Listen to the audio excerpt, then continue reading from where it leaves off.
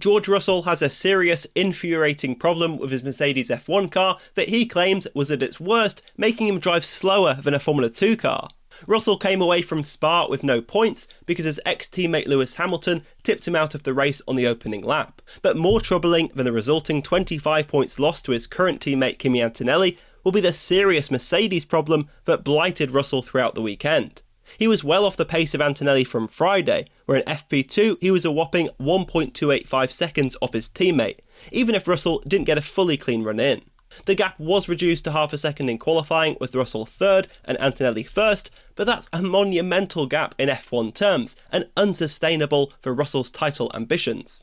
Russell believes that's partly explained by a pretty infuriating issue with his Mercedes, as most of the deficit to Antonelli appeared to be on the straights. That issue has left Russell feeling powerless and also unable to focus on standard setup and tyre items, as he and Mercedes were fixated on getting to the bottom of the issue. A visibly distraught Russell also blamed it for putting him into a position where he was wheel to wheel with Hamilton at Les Combes, as he was swallowed up by 3 cars on the Kemmel Straight, having been left with 0% battery at the top of Eau Rouge Radion. Russell says he was going slower than an F2 car, so he shouldn't have been in that position in the first place. Russell thinks it will be impossible to fight Antonelli if the issue remains. So what exactly is it, and how much is it costing Russell? After qualifying, it was unclear exactly how much of Russell's evident deficit to Antonelli was controllable by him in his own driving, and how much was down to the mystery straight-line speed problem. Mercedes trackside engineering director Andrew Shovlin said an ongoing problem with poor deployment into the final chicane was costing Russell, but framed that as costing him second place on the grid, not first, suggesting the team still believed Antonelli had an underlying advantage. This might not seem out of line with what we've seen before. During the British Grand Prix weekend, Russell also struggled. For some time he's talked about the need to refine his driving style.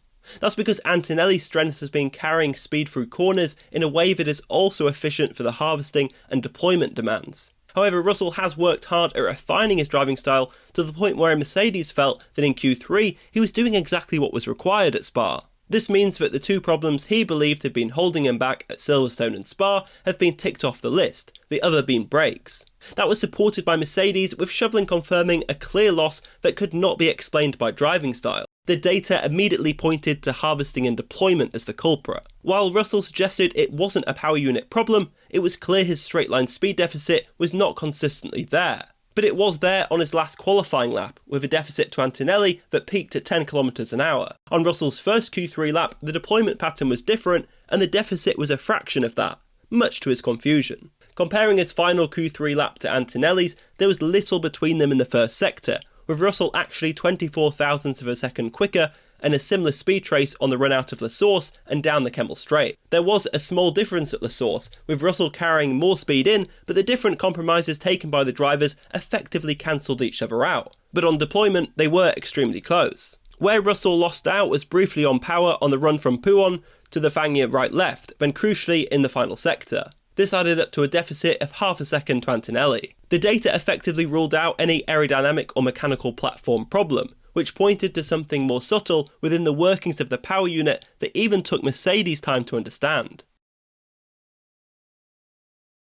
The behaviour of the power units has confounded drivers and teams throughout the season. In Spa qualifying, many drivers hit trouble which they couldn't explain, leading to gripes about being down on straight-line speed or deployment troubles. Not just Russell, but also Oscar Piastri, Esteban Ocon, Sergio Perez and Ollie Behrman. F1's power unit regulations mean there is a distance-based self-learning AI algorithm that dictates deployment, which can lead to variations in how much you harvest and how much of your battery pack you spend at any one time. Sometimes there are known problems whereby you might end up delaying full power because of a throttle lift.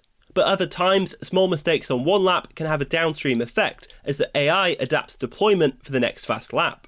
Consistency is important, which is not really the primary focus of qualifying when the challenge is to go and extract every bit of grip on a track that is improving. One extreme example at Spa befell Isaac Hadjar, who was only running in Q3 to give Red Bull teammate Max Verstappen a slipstream.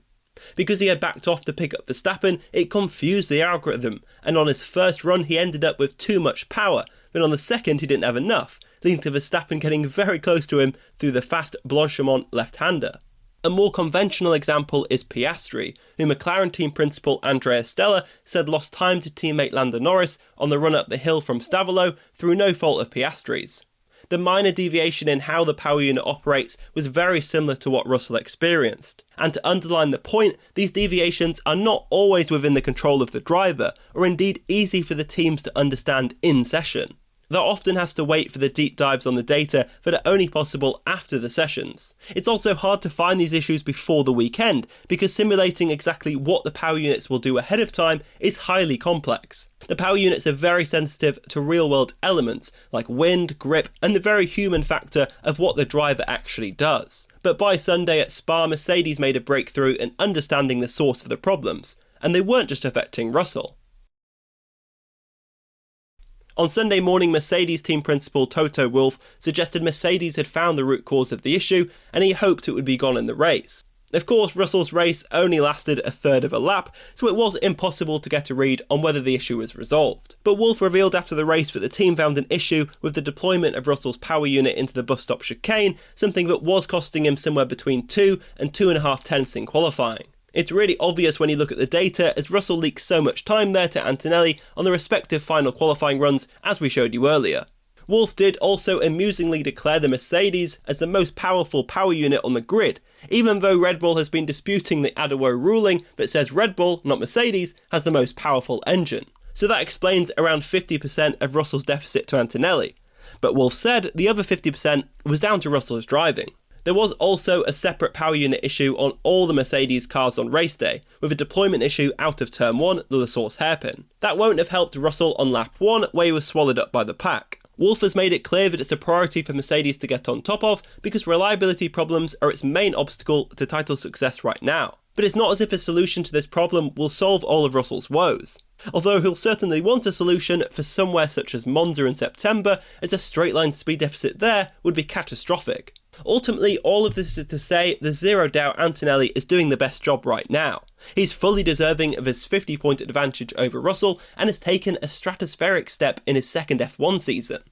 The rules of what make a fast F1 driver in 2026 have changed. Energy management is a pivotal tool of being quick, and it's something 19-year-old Antonelli is doing better than Russell right now. How much of Russell's deficit can be taken away once he and Mercedes properly solve his power unit issue remains to be seen.